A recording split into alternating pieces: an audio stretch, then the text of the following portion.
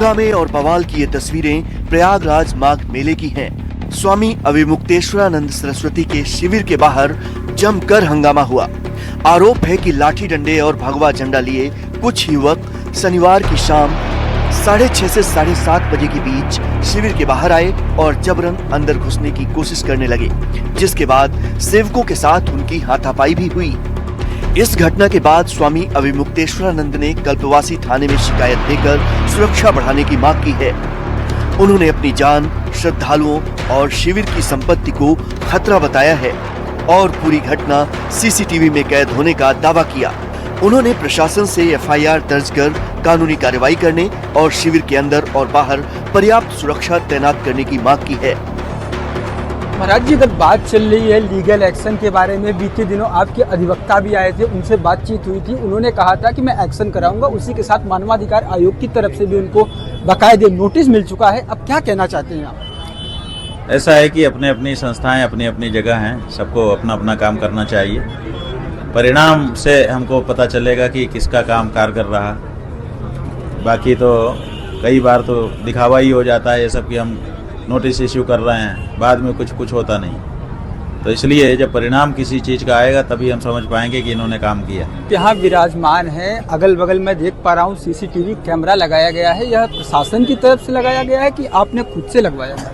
नहीं, ये हमारे शिष्यों ने लगवाया है, क्योंकि उनको ऐसी सूचना मिल रही थी कि शासन प्रशासन कुछ ऐसा भी कार्य कर सकता है परेशान करने के लिए, तो इसीलिए उन्होंने सीसीटीवी कैमरा लगाने के लिए हमसे अनुमति ली।